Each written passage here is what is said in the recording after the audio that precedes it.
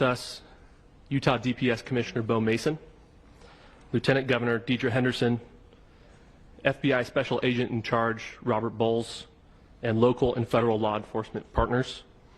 Following the remarks today, Governor Cox, Director Patel, and Commissioner Mason will take questions. Thank you. Wow, this is one of the most intense press conferences I've watched in a long time. Utah Governor Cox, the FBI, and local law enforcement just gave us the full breakdown of how they tracked down and arrested Tyler Robinson in connection with the assassination of Charlie Kirk.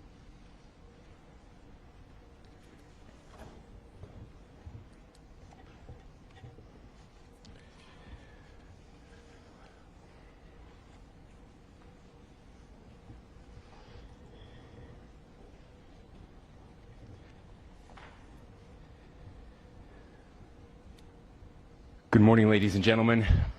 We got him. On the evening of September 11th, a family member of Tyler Robinson reached out to a family friend who contacted the Washington County Sheriff's Office with information that Robinson had confessed to them or implied that he had committed the incident. This information was relayed to the Utah County Sheriff's Office and scene investigators at Utah Valley University. This information was also conveyed to the FBI. Investigators reviewed additional video footage from UVU surveillance and identified Robinson arriving on UVU campus in a gray Dodge Challenger at approximately 8:29 a.m. on September 10th, in which he is observed on video in a plain maroon t-shirt, light-colored shorts, a black hat with a white logo, and light-colored shoes. When encountered in person by investigators in Washington County on September 12th, in the early morning hours, Robinson was observed in consistent clothing with those surveillance images. Investigators interviewed a family member of Robinson who stated that Robinson had become more political in recent years. The family member referenced a recent incident in which Robinson came to dinner prior to September 10th, and in the conversation with another family member, Robinson mentioned Charlie Kirk was coming to UVU. They talked about why they didn't like him and the viewpoints that he had. The family member also stated Kirk was full of hate and spreading hate. The family member also confirmed Robinson had a gray Dodge Challenger. Investigators identified an individual as the roommate of Robinson. Investigators interviewed that roommate, who stated that his roommate, referring to Robinson, made a joke on Discord. Investigators asked if he would show them the messages on Discord. He opened it and showed several messages to investigators and allowed investigators to take photos of the screen as each message was shown by Robinson's roommate. These photos consisted of various messages, including content of messages between the phone contact name Tyler with an emoji icon and Robinson's roommate's device. The content of these messages included messages affiliated with the contact Tyler, stating a need to retrieve a rifle from a drop point, leaving the rifle in a bush, messages related to visually watching the area where a rifle was left, and a message referring to having left the rifle wrapped in a towel. The messages also refer to engraving bullets and a mention of a scope and the rifle being unique. Messages from the contact Tyler also mentioned that he had changed outfits. I know there has been speculation as well as to the writing on those casings, those bullet casings, and I believe we have that as well. And I will share that with you now. So the area north of Campus Drive Road where the suspect crossed over, you saw some of that in the video that we released last night, consists of a grassy area with trees on the edge of the UVU campus. Investigators discovered a bolt-action rifle wrapped in a dark-colored towel. The rifle was determined to be a Mauser Model 98 30-06 caliber bolt-action rifle. The rifle had a scope mounted on top of it. Investigators noted inscriptions that had been engraved on casings found with the rifle. Inscriptions on a fired casing read, "Notices, bulges, capital O-W-O, what's this?" ? Inscriptions on the 3 unfired casings read, hey fascist, exclamation point, catch, exclamation point. Up arrow symbol, right arrow and symbol, and 3 down arrow symbols. A second unfired casing read, "Oh Bella Ciao, Bella Ciao, Bella Ciao, Ciao Ciao." And a third unfired casing read, "If you read this, you are gay, LMAO."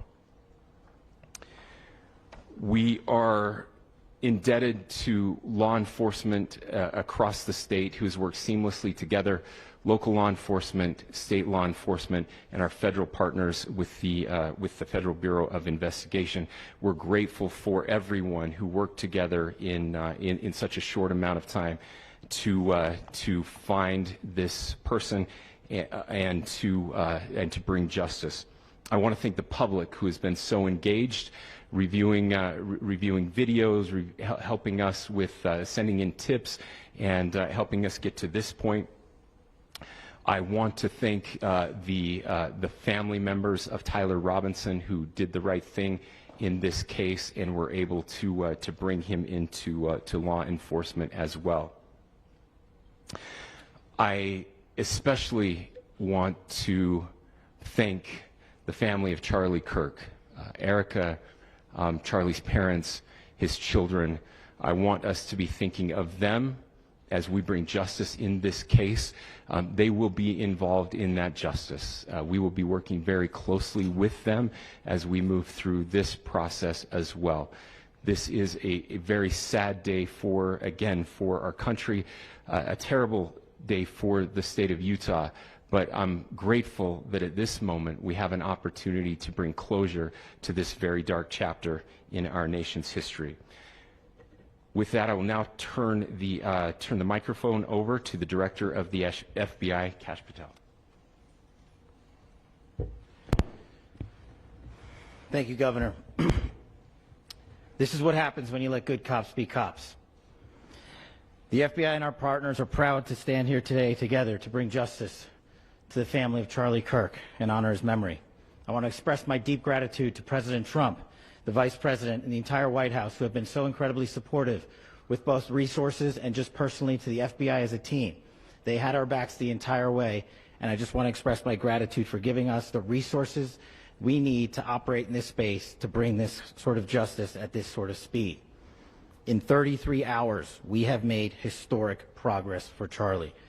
Governor Cox, our partnership has been absolutely incredible these last few days. Our partnership will endure. Your state and local partners, your sheriffs, your DPS community has been unbelievably impressive in the hardest of times. And a case like this cannot be solved, cannot be brought without partnering with your state and local authorities. The FBI has a certain role to play, and we will play that role, and we will lead out for the federal government. But Governor Cox, we are so grateful for your state partnership that led out on this investigation. A little bit of the timeline. Charlie was shot at 12:23 p.m. on Wednesday. The first FBI agents arrived on scene in 16 minutes with chiefs of police at 12:39 and secured the scene. The FBI immediately launched fixed-wing assets. We utilized these assets to transport personnel, specialty technicians, hostage rescue teams.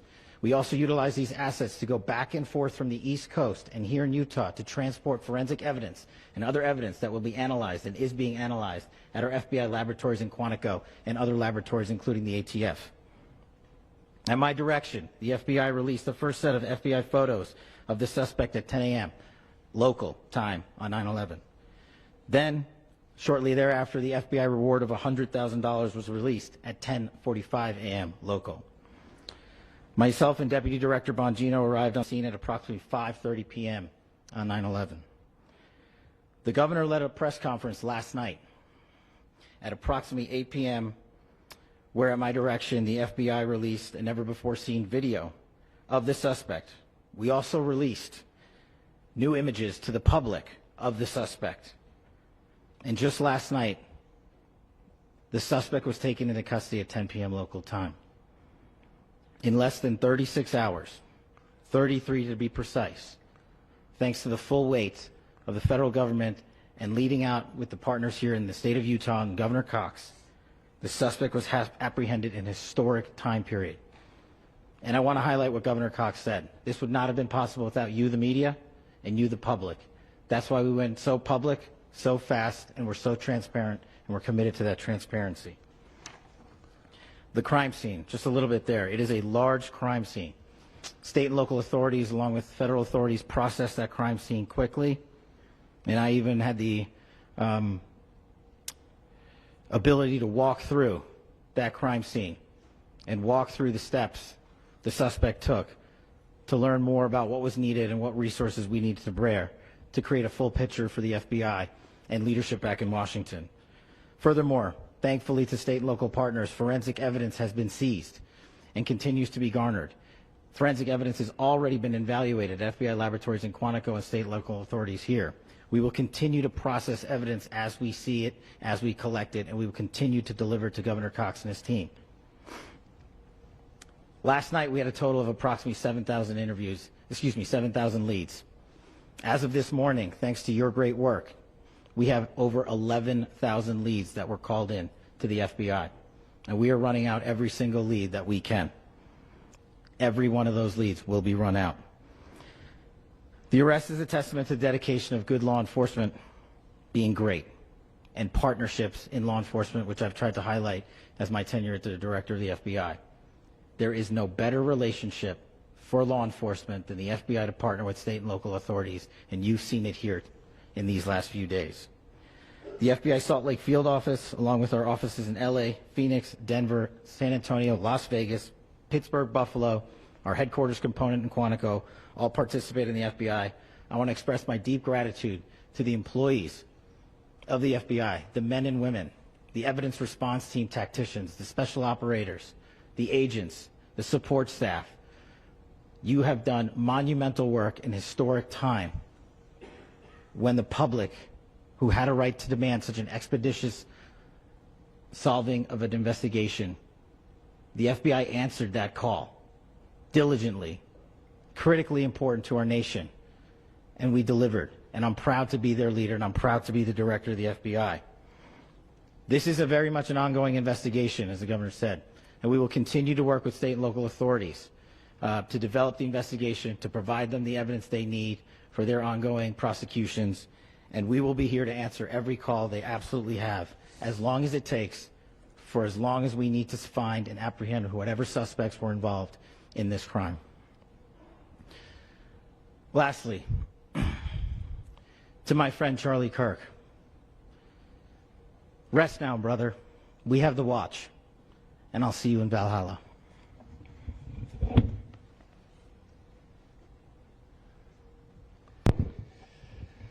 Thank you, and good morning. I would just like to take a few minutes as the sheriff to express my gratitude for everybody who has played a part in this investigation. As you know, it's been a vast, a complicated, and a very, very fast-paced investigation. You're looking at people standing up here who are running on, if they got an hour's sleep in the last couple of days, they're probably lucky. It has been very taxing. It has been so impressive, speaking on behalf of the local law enforcement, to see the cooperation that we've seen in this type of case. Across the state, sheriffs, chiefs, our state partners have stepped up and have come to the call on anything that we needed. Our county chiefs have been phenomenal. Our Utah County Attorney, Jeff Gray, who's standing up here with us, has been phenomenal in leading us through this investigation. I would like to thank the federal government for their resources, their assets. Our local team here, our FBI team, has been extraordinary in helping us work through this and bring this person to justice.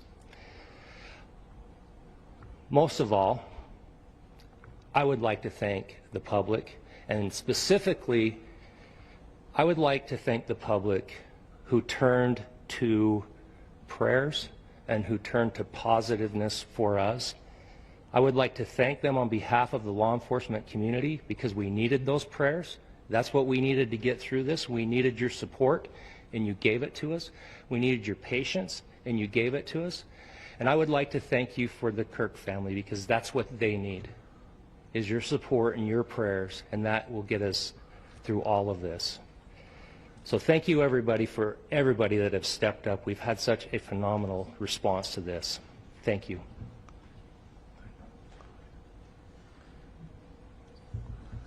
I also want to give a special thanks to the Attorney General and the Department of Justice. Their unwavering support and their commitment to justice is shown true here. And without AG Bondi and Deputy Attorney General Todd Blanche and the resources they brought to bear, we would not have been able to complete our mission. And I just want to say special thanks. It's an honor to be a part of the Department of Justice. Thank you again to our incredible law enforcement team who has worked so hard. Sheriff, I got a solid 90 minutes last night, so I'm probably the most well-rested person up here. Ladies and gentlemen, I get the microphone, so I hope you'll permit me a moment just to share a few more thoughts about where we are and how we got here and maybe a little bit of where we go from here. I don't want to get too preachy, but I think it's important that we, with eyes wide open, understand what's happening in our country today. I've heard people say, well, why are we so invested in this? There's violence happening all across our country, and violence is tragic everywhere, and every life taken is a child of God who deserves our love and respect and dignity. This is certainly about the tragic death, political assassination of Charlie Kirk. But it is also much bigger than an attack on an individual. It is an attack on all of us. It is an attack on the American experiment. It is an attack on our ideals. This cuts to the very foundation of who we are, of who we have been, and who we could be in better times. Political violence is different than any other type of violence for lots of different reasons. One, because in the very act that Charlie championed of expression, that freedom of expression that is enshrined in our founding documents, in having his life taken in that very act, makes it more difficult for people to feel like they can share their ideas, that they can speak freely. We will never be able to solve all the other problems, including the violence problems that people are worried about, if we can't have a clash of ideas safely and securely. Especially those ideas with which you disagree. That's why this matters so much. Over the last 48 hours, I have been as angry as I have ever been, as sad as I have ever been. And it was, as anger pushed me to the brink, it was actually Charlie's words that pulled me back. I'd like to share some of those. And specifically right now, if I could, I need to talk to the young people in our state, in my state, and all across the country. As President Trump reminded me, he said, you know who really loved Charlie? The youths. And he's right. Young people loved Charlie, and young people hated Charlie. And Charlie went into those places anyway. And these are the words that have helped me. Charlie said, when people stop talking, that's when you get violence. He said, the weak can never forgive. Forgiveness is the attribute of the strong. The only way out of the labyrinth of suffering is to forgive. Welcome without judgment, love without condition, forgive without limit. He said, always forgive your enemies. Nothing annoys them so much. A few months ago, I referenced this last night, Charlie posted to social media, when things are moving very fast and people are losing their minds, it's important to stay grounded. Turn off your phone, read scripture, spend time with friends, And remember, internet fury is not real life. It's going to be okay. He again said, when you stop having a human connection with someone you disagree with, it becomes a lot easier to commit violence. He said, what we as a culture have to get back to is being able to have a reasonable agreement, where violence is not an option. Now, again, to my young friends out there, you are inheriting a country where politics feels like rage. It feels like rage is the only option. But through those words, we have a reminder that we can choose a different path. Your generation has an opportunity to build a culture that is very different than what we are suffering through right now. Not by pretending differences don't matter, but by embracing our differences and having those hard conversations. I think we need more moral clarity right now. I hear all the time that words are violence. Words are not violence. Violence is violence.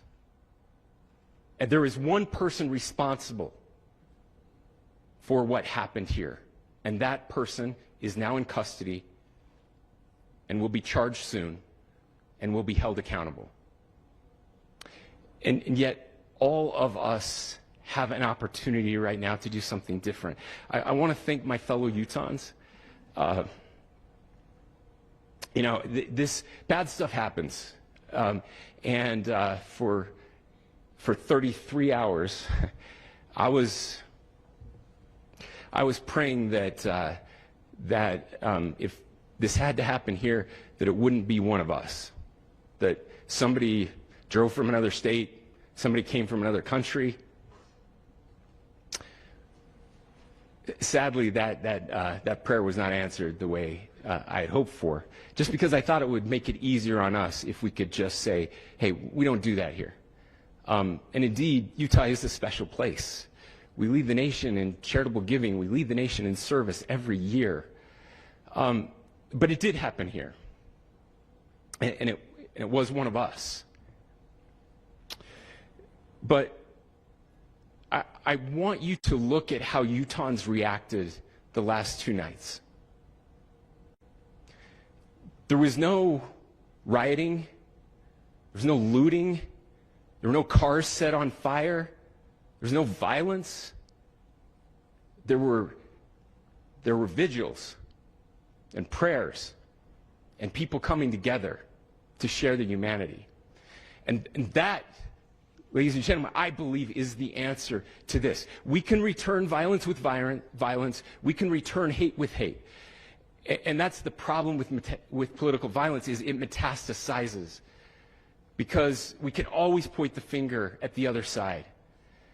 And at some point, we have to find an off-ramp, or it's going to get much, much worse. But see, these are choices that we can make. History will dictate if this is a turning point for our country. But every single one of us gets to choose right now if this is a turning point for us. We get to make decisions. We have our agency. And I desperately call on every American, Republican, Democrat, liberal, progressive, conservative, MAGA, all of us to please, please, please follow what Charlie taught me.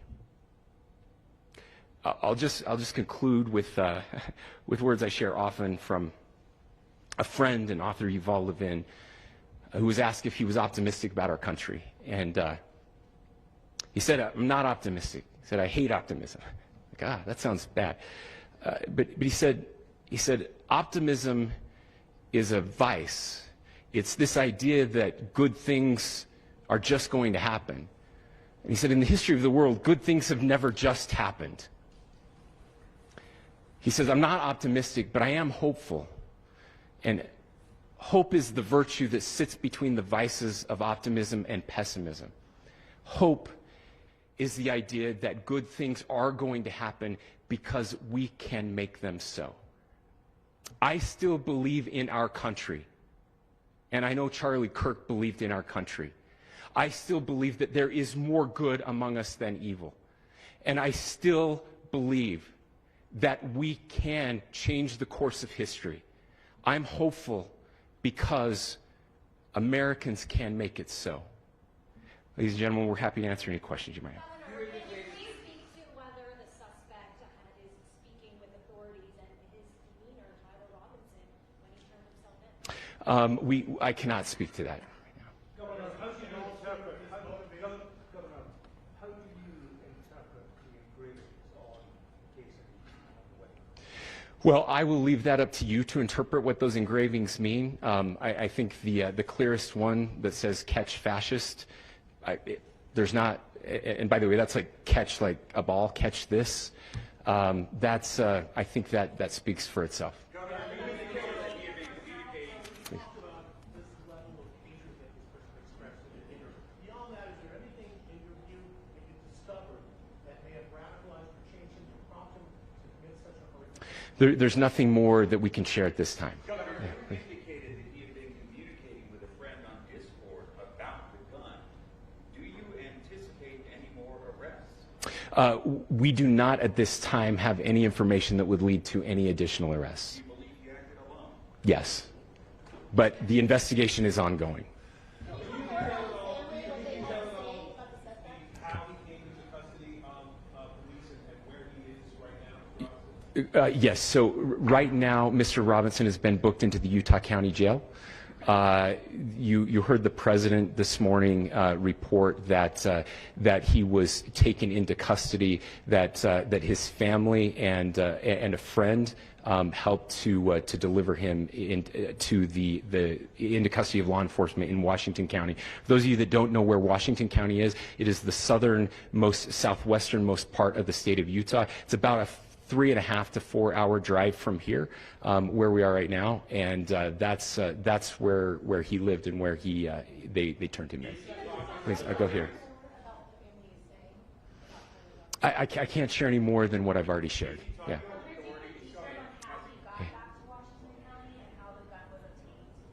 So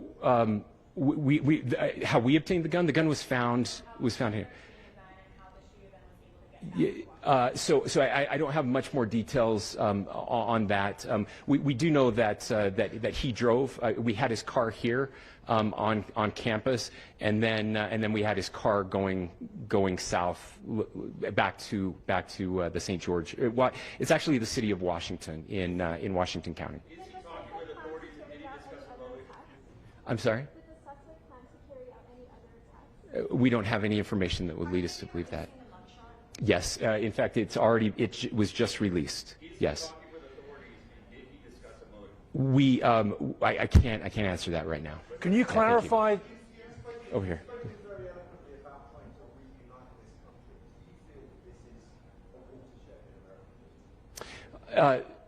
I absolutely believe that this is a watershed in American history. Yes.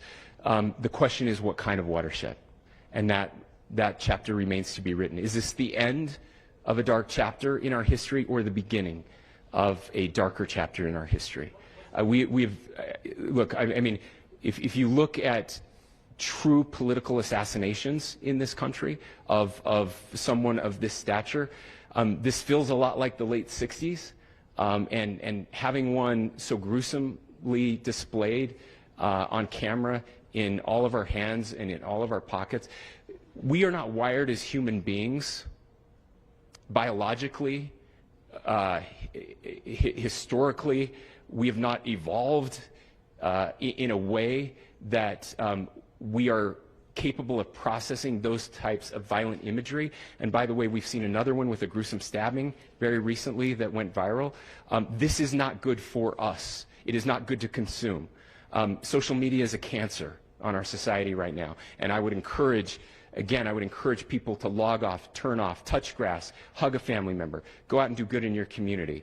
That is happening, and it's happening organically right now. I had a friend in a small city in Utah who said, we're getting together, the Republicans and Democrats in my little town are getting together to have a discussion tonight, last night, just to find a way to find their better angels. So yes, this could be, I mean, again, you have to go back to JFK to have seen a video live of something like this happening.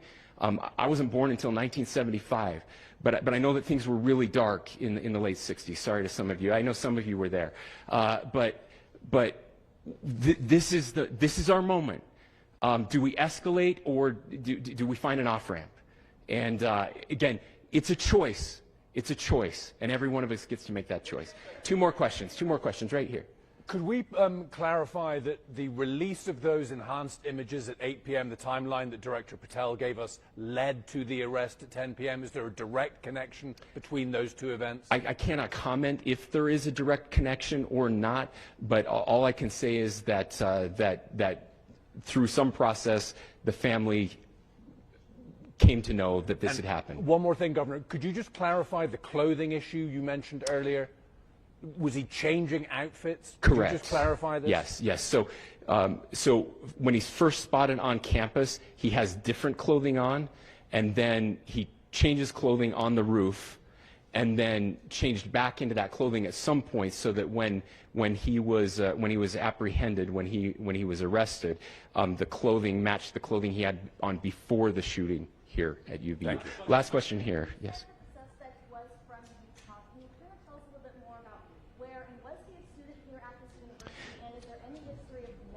Yeah, so I don't have any information on the mental illness part. He was not a student here at UVU. He was living and had lived for a long time with his family in Washington County, in the southernmost part of our state. Thank you, everyone, for your great work in getting this information out. I just say, process-wise, this may be important. I know many of you aren't familiar with the process in Utah. I think it's important that you understand that. Basically, we have 3 days for charging documents to be filed.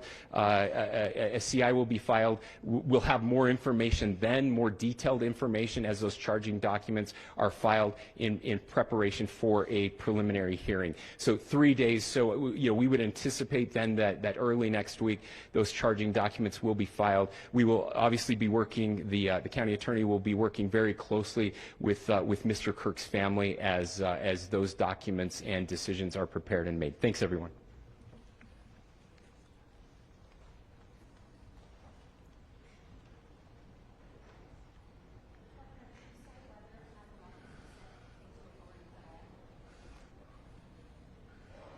Do you guys want Nick?